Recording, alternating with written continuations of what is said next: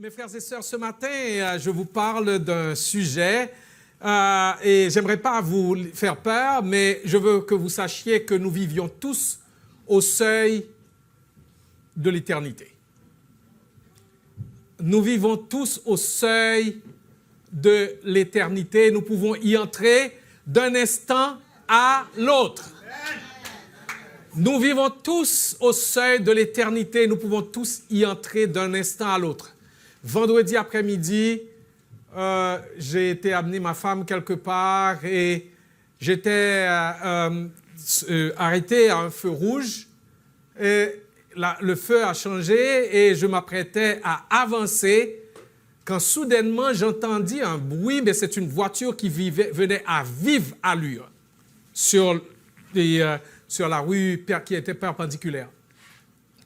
Heureusement que je n'ai pas avancé, je parlais à mon fils parce qu'il aurait suivi cet accident live. Et je me suis arrêté et le gars venait à vive allure, sur la ligne de gauche, et voyant qu'il allait passer sur la lumière, sûrement il accélérait, eh bien, il a tourné, il a tourné sa voiture pour aller dans ma direction et je voyais la voiture qui venait dans ma direction à vive allure. Dieu merci, il a fait ce qu'il fallait juste à temps pour m'éviter et il a accéléré, il a continué sa route. Et c'est là que je dis, mes frères et sœurs, c'est en un instant que nous pouvons partir pour l'éternité. Parce que s'il m'avait pris dans la porte exactement là où j'étais, eh bien, Dieu seul sait ce qui aurait pu se passer. Nous vivons au seuil de l'éternité. Vous n'en avez pas été peut-être conscient au cours de la semaine, mais en buvant votre café, vous vivez sur le seuil de l'éternité. Vous mangez votre riz, vous vivez sur le seuil, vous vivez au seuil de l'éternité parce qu'un seul grain de riz qui passe mal peut vous amener dans l'éternité. Et ma prière ce matin, c'est que nous puissions être conscients de cette réalité que nous vivons notre vie au seuil de l'éternité. Frères et sœurs, j'ai été en première loge au cours des 2 grossesses de ma femme.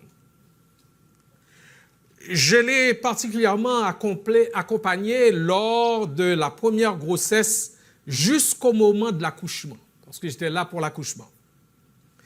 Et j'ai vu et senti sa fatigue à l'approche de l'accouchement. Dans les derniers jours et dans les derniers mois, on voyait qu'elle était fatiguée, exténuée. Elle avait hâte d'en finir. Elle avait hâte d'en finir. Et elle avait le choix aussi de fixer son attention soit sur les douleurs de l'enfantement, soit sur la naissance du bébé. Les deux étaient 2 réalités auxquelles elle devait faire face. Les douleurs de l'enfantement et la naissance du bébé. Je peux vous dire qu'après 21 heures de contraction, 21 heures de douleur, et elle a donné naissance à une jolie petite fille, notre fille Cindy. Et croyez-moi, une fois qu'elle a mis au monde ce bébé, une fois que le bébé est sorti, elle avait encore l'air très fatiguée, exténuée. Mais il y a quelque chose qui avait changé. Elle était soulagée. On pouvait voir sur son visage une joie et un bonheur, malgré la fatigue. Parce qu'on avait pris cet enfant couvert de colostrum ou de vernix, je ne sais pas. Vernix caseosa, est-ce que c'est bien ça? Couvert de vernix caseosa. Et on l'a mis cet enfant sur son estomac Et elle n'avait pas peur, elle n'était pas gênée du tout, parce que c'était son bébé. Elle attendait ce bébé. Et à partir de ce moment, les douleurs de l'enfantement ont été oubliées. Ça a disparu. Combien de femmes ont vécu ça? Ben, il y a quelques femmes qui peuvent dire Amen. Amen. Et ce matin, j'aimerais bien vous dire que il y a une mauvaise et une bonne nouvelle. La mauvaise nouvelle, c'est que nous devons passer par les douleurs de l'enfantement, que vous le vouliez ou non, comme disciples de Jésus-Christ qui attendent Jésus-Christ, nous devons passer par les douleurs de l'enfantement, mais il y a une bonne nouvelle. Notre délivrance approche. Notre délivrance approche. Aussi, j'aimerais fixer votre attention ce matin sur une expression dans le texte que nous allons lire. Une expression. La fin de toute chose est proche. La fin de toute chose est proche. Ce matin, vous avez la liberté de fixer votre attention sur le mariage que vous n'avez pas encore eu, sur l'entreprise que vous aimeriez avoir, ou bien l'entreprise que vous avez qui ne fonctionne pas, l'emploi que vous désirez avoir, que vous n'avez pas. Vous pouvez fixer votre attention sur, ce matin sur la famille sans faille que vous aimeriez avoir, que vous n'avez pas encore, ou peut-être qui ne viendra jamais. Ou vous pouvez fixer votre attention sur la grande délivrance, sur le moment où il y aura le renouvellement de toutes choses. Et dans les temps que nous sommes en train de vivre, mes frères et sœurs, si vous restez devant la télévision, devant la radio ou autre, votre attention risque de se fixer sur les douleurs de l'enfantement. Et c'est en soumettant votre esprit à la parole de Dieu seul que vous pouvez être dans la joie de l'espérance que Jésus vient. Et il vient pour rétablir toutes choses. J'aimerais lire avec vous ce matin 1 Pierre chapitre 4. 1 Pierre chapitre 4, j'aurais pu lire seulement le verset 7 avec le point A principalement, mais je vais vous lire tout le texte. La fin de toute chose est proche. La fin de toute chose est proche. Soyez donc sages et sobres pour vaquer à la prière.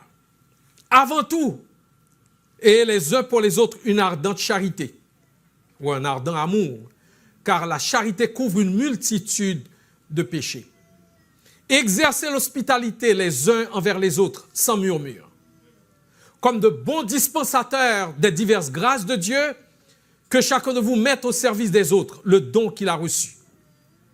Si quelqu'un parle, que ce soit comme annonçant les oracles de Dieu. Si quelqu'un remplit un ministère, qu'il le remplisse selon la force que Dieu communique, afin qu'en toute chose, Dieu soit glorifié par Jésus-Christ et à qui appartiennent la gloire et la puissance au siècle des siècles.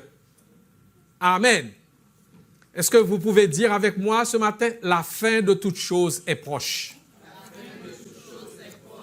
La fin de toute chose est proche. Prions. Père, nous voulons être des disciples qui ont une authentique relation d'intimité qui s'approfondit avec Jésus. Des disciples qui adorent Jésus. Des disciples qui aiment Jésus. Des disciples qui obéissent à Jésus. Des disciples qui ressemblent à Jésus. Des disciples qui font connaître Jésus. Par ta parole, révèle-nous tes pensées et tes voies, afin que nous puissions y marcher avec assurance en ces jours de confusion, d'incertitude, de rébellion contre toi, en ces jours où le monde semble cheminer vers le jugement. parle-nous et donne-nous ta perspective. Au nom de Jésus, amen. Mes frères et sœurs, la lettre de laquelle nous tirons le texte du jour a été rédigée par l'apôtre Pierre dans un temps de grande persécution de l'Église. Un temps comparé par l'apôtre comme une fournaise de l'épreuve. Il dit, ne soyez pas surpris d'être dans la fournaise de l'épreuve comme s'il vous arrivait quelque chose d'extraordinaire. C'est-à-dire que vous devez vous attendre à cela. Vous devez vous attendre à cela. Les disciples de Jésus-Christ étaient dispersés, persécutés, calomniés, injuriés, maltraités et même tués. C'étaient des chrétiens qui souffraient. Le cœur des disciples de Jésus-Christ était menacé par le découragement, le désespoir et même la tentation de ne pas continuer à suivre Christ pour qu'enfin cessent les souffrances, les tribulations, les épreuves. L'apôtre Pierre écrit pour exhorter les croyants en Christ à tenir ferme et à espérer dans l'attente de la réalisation de la promesse du retour du Seigneur Jésus, en vivant une vie pieuse et sainte, en souffrant avec patience, en persévérant dans la prière, en servant dans l'Église de Jésus-Christ et en étant toujours prêt à défendre l'espérance qui était en eux. Autrement dit, partager la bonne nouvelle de l'Évangile. L'apôtre Pierre a cherché à les amener à détourner leur regard et leur attention de leur souffrance bien réelle pour Christ, pour fixer leur attention sur Christ et l'espérance de son retour. Il leur a dit en d'autres termes, comme l'a si bien dit le pasteur John MacArthur, et je le cite, « Veillez à garder le fondement de votre foi, la parole de Dieu. Veillez à garder le centre de votre foi, la personne de Jésus-Christ. Et veillez à garder le but de votre foi, la sainteté. Soyez pieux, vivez ces vies exemplaires, pures, victorieuses et joyeuses, même si vous devez souffrir en cours de route. » Est-ce qu'il y a un amen ici? Amen. Oui, soyez pieux, vivez ces vies exemplaires, pures, victorieuses et joyeuses, même si vous devez souffrir en cours de route. Essentiellement, l'apôtre souligne dans presque chaque chapitre de ces deux lettres que les disciples de Jésus-Christ doivent vivre leur vie dans la perspective du retour de Jésus-Christ. Ils doivent vivre leur vie dans la perspective du retour de Jésus-Christ. J'ai lu ce matin les paroles du président Jimmy Carter. Il a dit, nous devons toujours vivre comme si Jésus revenait cet après-midi. C'est-à-dire, nous devons vivre notre vie comme si Jésus revenait très, très, très bientôt, que la journée peut ne pas se terminer, que Jésus sera de retour. C'est donc dans ce contexte que l'apôtre va leur dire quelque chose que j'aimerais que nous retenions tous aujourd'hui. Que nous le retenions aujourd'hui, dans les jours à venir, dans les semaines à venir, dans les mois à venir. La fin de toute chose est proche. La fin de toute chose est proche. C'est là une incontestable vérité. C'est là une incontestable vérité.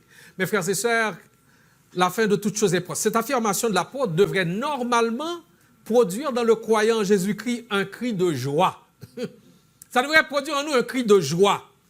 Mais tel n'est pas souvent le cas parce que le retour de Jésus-Christ n'est pas nécessairement désiré par tous. Ah, je me rappelle d'un jeune homme qui avait dit oh, « Oui, pasteur, j'aimerais bien que Jésus revienne, mais j'aimerais me marier avant. » Parce que se marier était vraiment important pour lui et certainement, c'était même plus important que le retour du Seigneur. Et bien malheureusement, c'est souvent le cas. On veut bien que Jésus-Christ revienne. On dit, Seigneur, oh, pas trop vite. Pas trop vite. Il y a certains plaisirs, il y a certaines joies auxquelles je n'ai pas encore goûté. Attends, et après tu reviendras. Mais mes frères et sœurs, les joies et les plaisirs auxquels nous pouvons goûter ici-bas n'ont rien à voir avec ce qui nous attend. Il n'y a pas de précédent, il n'y a rien à comparer entre ce que nous pouvons goûter maintenant, que ce soit dans un tout inclus, pour ceux qui ont goûté à cela, une croisière. Il n'y a rien à comparer avec ça, parce que l'apôtre Paul dit, ce sont des choses que l'œil n'a point vues, que l'oreille n'a point entendues, et qui n'est point monté au cœur de l'homme, ce que Dieu réserve à ceux qui l'aiment. C'est une véritable une incontestable vérité, mes frères et sœurs, bien que certains diraient, non, mais ce n'est pas incontestable. Eh bien, savez-vous que même des hommes de science, beaucoup d'hommes de science, en considérant certaines données et en cosmologie,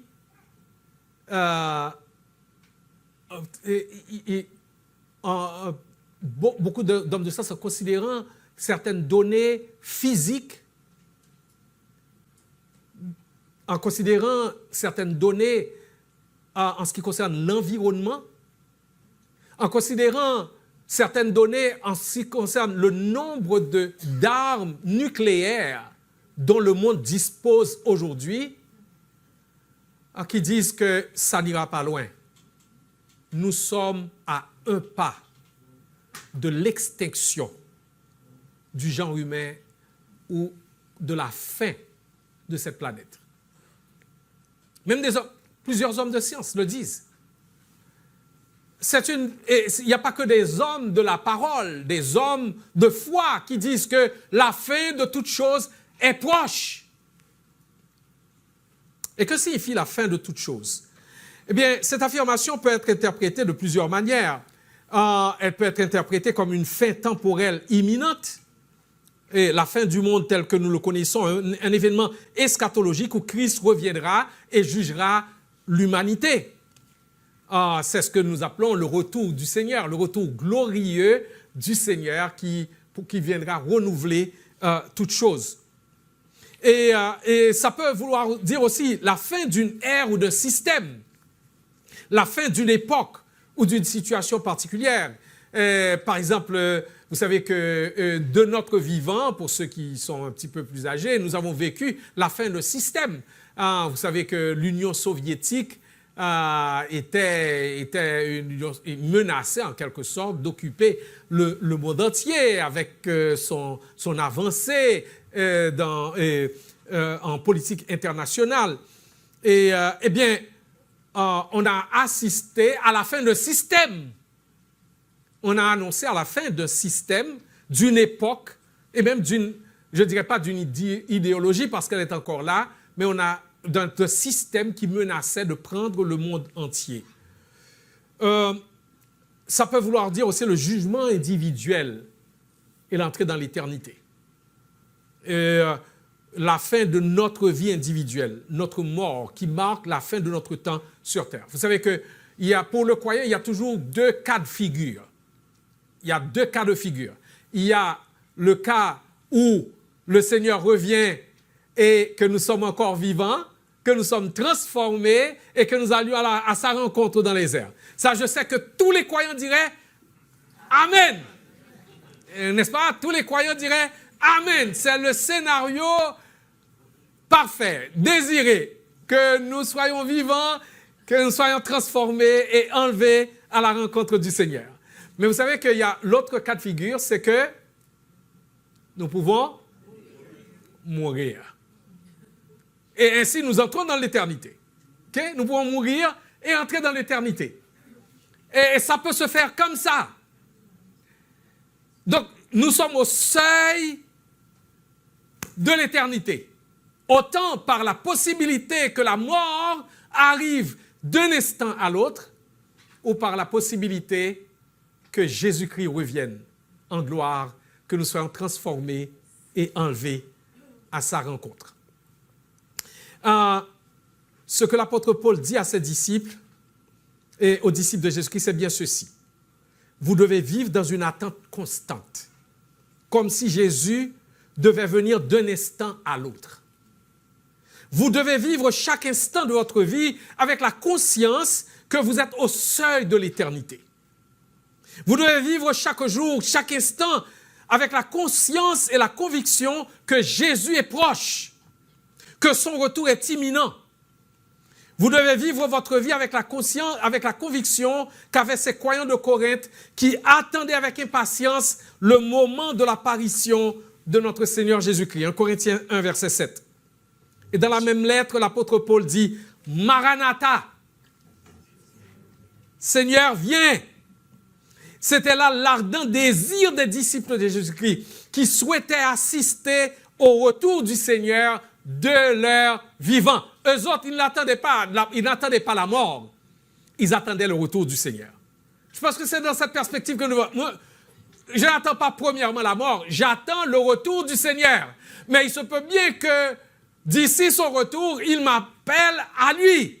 Et lorsqu'il m'appelle à lui, eh bien, la mort pour le croyant, c'est être absent du corps et être présent avec le Seigneur. Donc, c'est dans cette attente que le croyant vit. J'attends le moment où je serai absent du corps et présent avec le Seigneur. Et jusqu'au jour où il reviendra, il changera toutes choses et nous donnera un corps glorifié. La fin de toutes choses est proche, se réfère à l'avènement de notre Seigneur Jésus-Christ.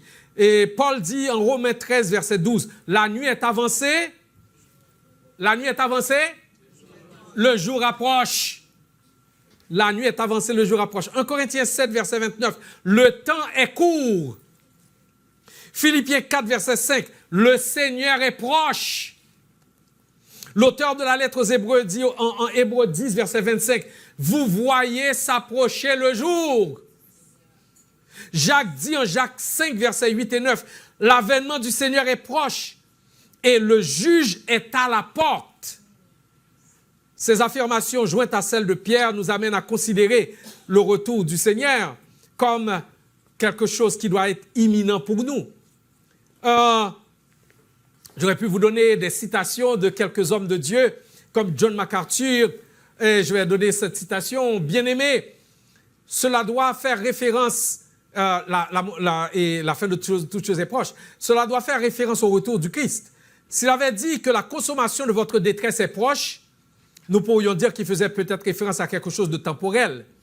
Ou s'il avait dit que la consommation de votre persécution est proche, nous aurions pu supposer que notre type de gouvernement pourrait entrer en jeu dans leur vie et les traiter plus gentiment. Mais il ne dit pas cela. Il ne dit pas que la consommation de vos difficultés, de vos ennuis, de votre situation est proche. Il dit la consommation de toutes choses. Et la consommation de toutes choses renvoie directement à la seconde venue de Jésus-Christ. Cela doit y faire référence. Matthieu Henry, un autre commentateur biblique, dit « La fin de toutes choses est proche ». Cela signifie que la fin de toutes les choses de ce monde est à portée de main et que la fin de toutes les choses doivent être prises en compte par nous. Charles Spurgeon, un autre pasteur, un pasteur anglais, dit « La fin de toutes choses est proche ». C'est un appel à la vigilance, à la sobriété et à la piété. Nous devons vivre chaque jour comme si c'était le dernier. Amen. Nous devons vivre chaque jour comme si c'était le dernier en nous préparant à la rencontre de notre Seigneur. Et Jen Getz dit « Paul a clairement enseigné que Jésus-Christ pouvait venir appeler les chrétiens hors de ce monde à tout moment et que le jour du Seigneur viendra comme un voleur dans la nuit. » Fin de citation. Et là, on peut se poser une question, mes frères et sœurs. Est-ce à dire que les premiers chrétiens s'étaient trompés? Et c'est que vous avez cette question à l'esprit. Et c'est que vous devez avoir cette question à l'esprit parce que vous dites, mais il disait, le Seigneur est proche, mais ça fait 2000 ans. Ça fait 2000 ans, il n'est pas encore là. Mais ça, c'est pas proche. Si on appelle ça proche.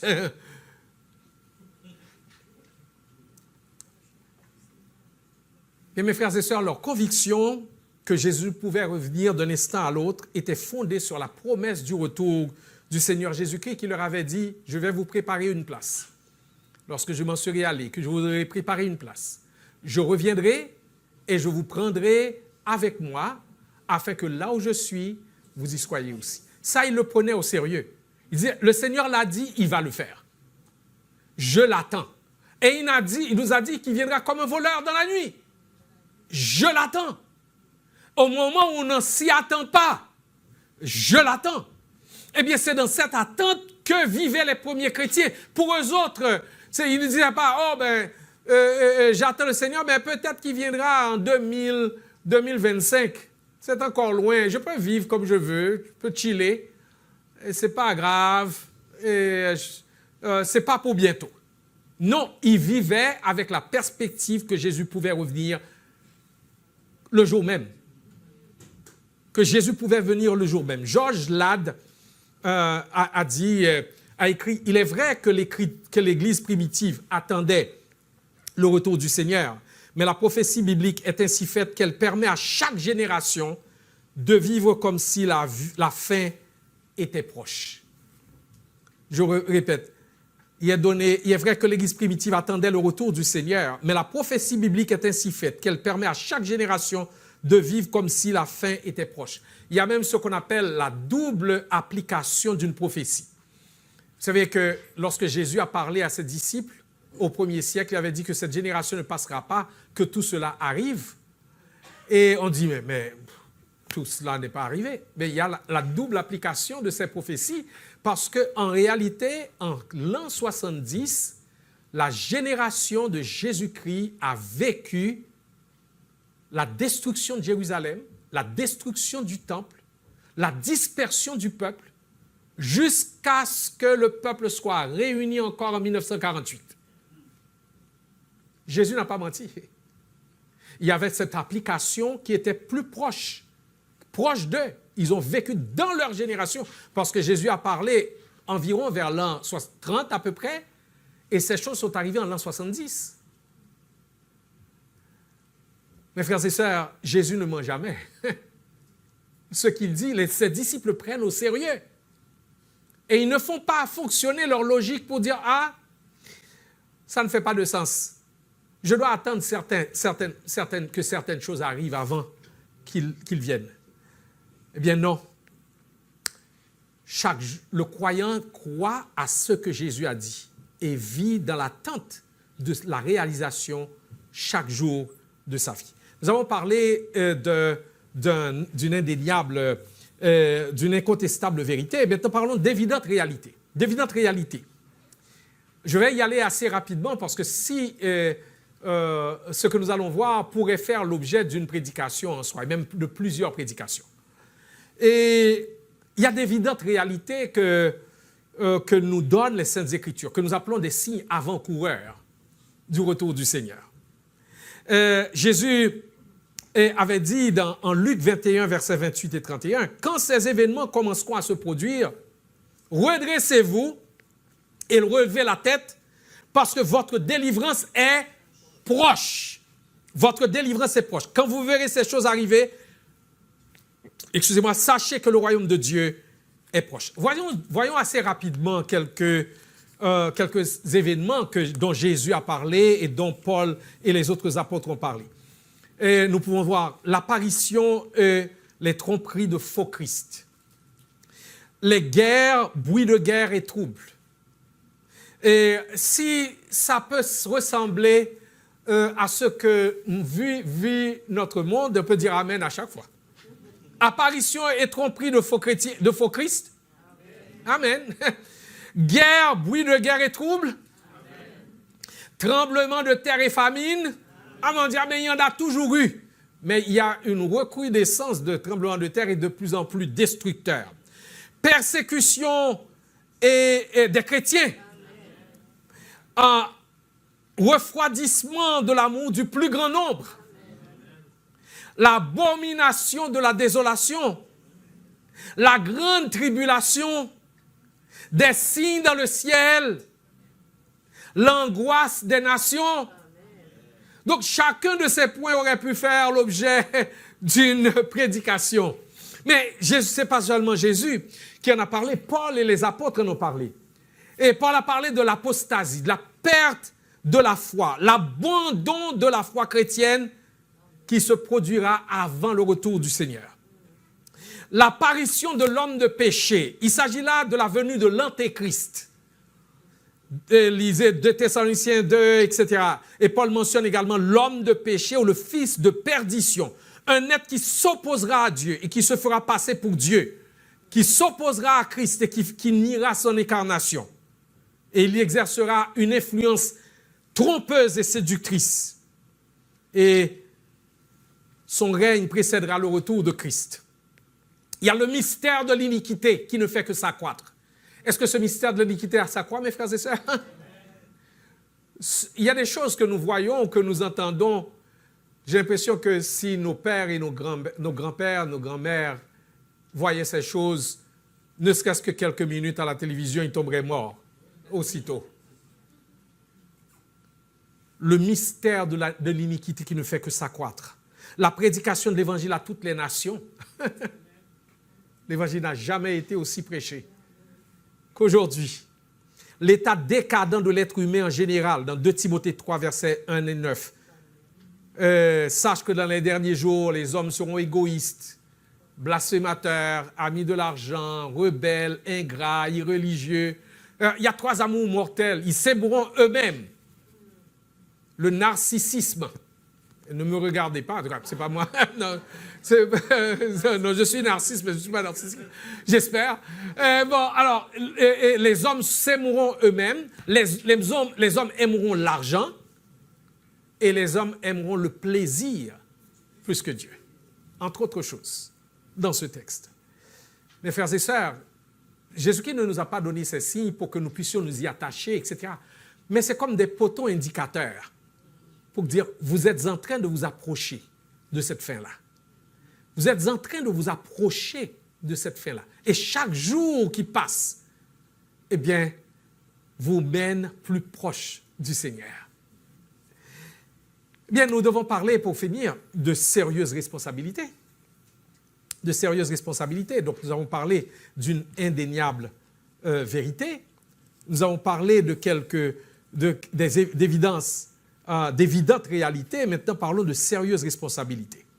Sachant que le Seigneur est proche, mes frères et sœurs, la fin de toute chose est proche, eh bien, l'apôtre Paul, que ce soit Jésus, que ce soit l'apôtre Paul, que ce soit l'apôtre Pierre, que ce soit l'apôtre Jean, que ce soit Jacques, eh bien, il nous appelle non pas à la passivité, non pas à nous croiser les bras pour attendre l'avion qui va venir.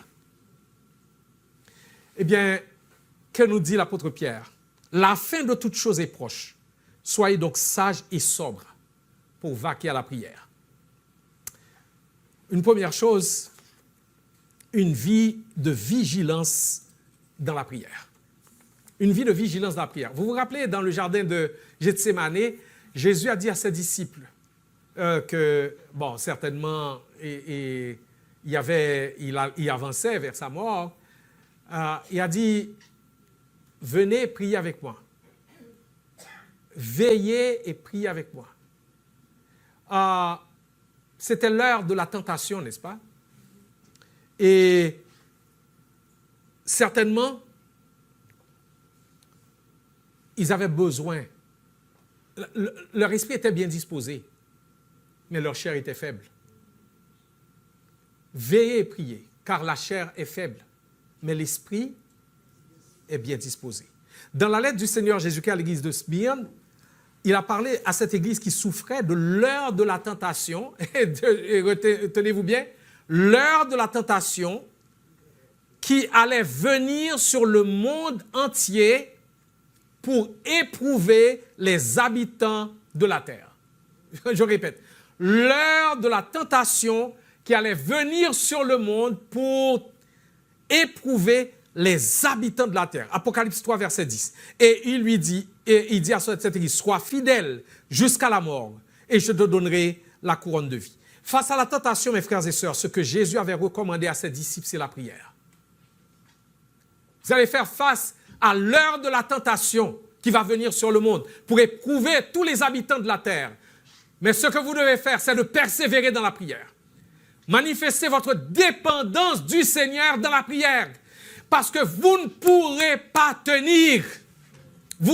Nous sommes bombardés. Et l'ennemi, sachant que ces jours sont comptés, il ne manque pas d'attaquer de plein fouet les croyants. Il ne peut pas nous avoir, mais il veut nous faire regretter d'avoir choisi Jésus. les épreuves ne manquent pas. Les afflictions ne mentent pas. En général, puisque dans cette heure de tentation qui est venue sur le monde, mais particulièrement les croyants. La Bible nous encourage à la vigilance dans la prière. Veillez et priez. Veillez et priez. Si notre vie de prière est chétive, bancale, irrégulière, désorganisée, nous ne pourrons pas tenir contre cette force d'impiété qui fonce sur ce monde, sur les tentations qui sont les nôtres comme disciples de Jésus-Christ. Veillez et priez. Nous sommes responsables de cela, une vie de vigilance dans la prière. Une deuxième chose, une vie d'amour ardent et manifeste. Philippiens 1 et 1 Pierre 4, verset 8. Ayez avant tout, ayez les uns pour les autres une ardente charité, car la charité couvre une multitude de péchés. Et cet amour manifeste, et cela les uns envers les autres. Nous nous offensons les uns les autres. Nous faisons du mal les uns aux autres. Et ce que l'Écriture nous dit, c'est que si nous sommes remplis de cet amour, notre amour va surmonter les fautes et les offenses des autres. Comme ce couple qui, un jour, ils étaient fatigués parce qu'ils étaient fâchés l'un contre l'autre. Ils disent, bon, mais asseyons-nous et puis écrivons tout ce qui nous fait mal et tout ce que nous reprochons à l'autre. Et puis, les deux se sont assis debout de la table. Ils écrivaient, l'un regardait l'autre. Et ils continuaient à écrire. La femme regardait le mari regardait... Ils continuaient à écrire. Et ils continuaient à écrire. Et ensuite, ils ont dit, bon, ben, on va partager, on va échanger les feuilles. Et puis, ils ont échangé les feuilles. Et puis, ils ont commencé à lire. Et la femme lisait ce que le mari écrivait. Oui, il est vrai que je suis frustré, mais je t'aime. Il est vrai que j'ai péché et que je t'ai offensé. J'en suis vraiment désolé, je t'aime. Il a donné beaucoup tout ce qu'il écrivait et se terminait par un « je t'aime ». Et lorsque la femme a pris la feuille et a commencé à lire, elle a commencé à pleurer. Et elle a demandé sa feuille pour la déchirer. Parce qu'elle ne voulait pas que son mari voie ce qu'elle avait écrit. Que le Seigneur nous accorde la grâce de cet amour vrai, manifeste, qui couvre une multitude de péchés. Si nous faisions ce même exercice en rentrant à la maison et que nous exprimions l'amour de Christ en nous, peut-être qu'il y a beaucoup de chicanes qui finiraient, beaucoup de confessions qui se feraient, beaucoup de réconciliations qui se feraient pour la gloire du Seigneur. Une vie, je mentionnerai seulement une vie de service actif, chapitre 4, versets 10 et 11. Je n'aurai pas le temps de le voir. Et il y a aussi une vie de sainteté constante. Dans 2 Pierre, chapitre 3, versets 13 et 14. Il dit, tenez-vous sur vos gardes, de peur qu'entraînés par l'égarement des impies, vous ne perdiez la ferme position qui est la vôtre, mais grandissez, croissez dans la grâce, dans la connaissance de notre Seigneur Jésus-Christ. Il dit, nous attendons conformément à sa promesse un nouveau ciel et une nouvelle terre où la justice habitera. C'est pourquoi, bien-aimés, dans cette attente, faites tous vos efforts pour qu'il vous trouve sans tache et irréprochable dans la paix. Une vie de sainteté constante. Mes frères et sœurs, le président Jimmy Carter avait l'habitude de faire quelque chose qu'aucun autre président n'a jamais fait aux États-Unis. Il arrivait qu'il décide d'aller chez un citoyen ordinaire pour passer la nuit ou passer un temps. Et on ne savait pas sur quelle base il choisissait ces personnes qui bénéficiaient de cette marque d'honneur, mais il allait chez eux. Imaginez un instant que le président vous avait écrit pour vous dire que c'est chez vous qu'il allait venir. peu importe que vous habitiez dans un appartement ou dans une maison. Comment auriez-vous traité cette maison? Quels préparatifs auriez-vous fait? Je ne sais pas s'il y en a qui iraient louer des meubles. S'il y en a qui...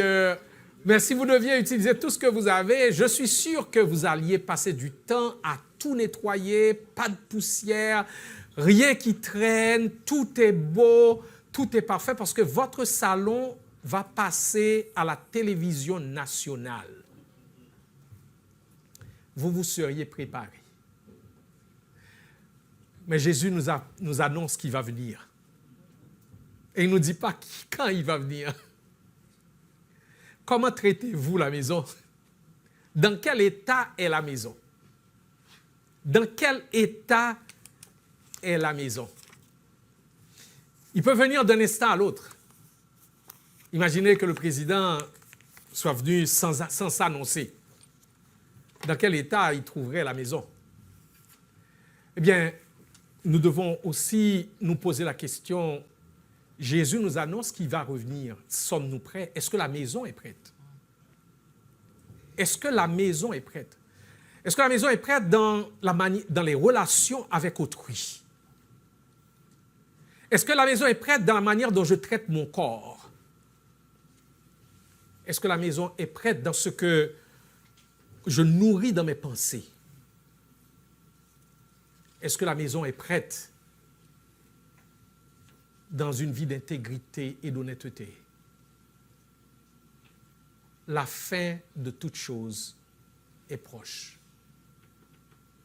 Si vous êtes déjà au Seigneur, eh bien, ces responsabilités dont nous avons parlé doivent être les vôtres. Nous en discuterons davantage dans nos petits groupes. Et si vous n'êtes pas déjà entré dans une relation personnelle avec Jésus-Christ, vous savez une chose? L'Apocalypse nous dit quelque chose qui est effrayant.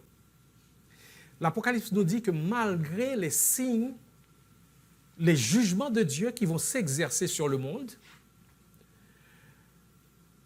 les gens vont voir ces choses et au lieu de se repentir, ils vont blasphémer Dieu. Ils vont fermer leur cœur. Et ce matin, il y a deux catégories de personnes. Ceux qui comprennent que Jésus-Christ va revenir, qui ont mis leur confiance en lui comme celui qui est mort, qui est ressuscité pour eux et qui leur prépare une place. Et ceux qui se démènent dans la vie sans Jésus-Christ et qui, tout en voyant ces signes se passer autour d'eux pour attirer leur attention, au lieu de se repentir et de croire, ceux qui disent « Oh, c'est l'affaire des chrétiens, ça ne m'intéresse pas », et ceux qui cheminent vers le jugement. Et ceux qui marchent vers l'éternité, dont le pied glisse vers l'éternité sans Jésus. Bien, si vous êtes là ce matin, le Seigneur vous appelle et dit, c'est le jour du salut pour vous. Aujourd'hui est le jour du salut. Aujourd'hui est le jour du salut. Votre pied peut glisser dans l'éternité d'un instant à l'autre. Vous êtes au seuil de l'éternité. Vous pouvez dire, j'aurai du temps. J'aurai le temps. Je suis jeune. Aujourd'hui est jour de grâce. Ne compte pas sur demain. Pendant que le Seigneur passe, saisis sa puissante main. Nous terminons ici, mes frères et sœurs, avec le dernier chant.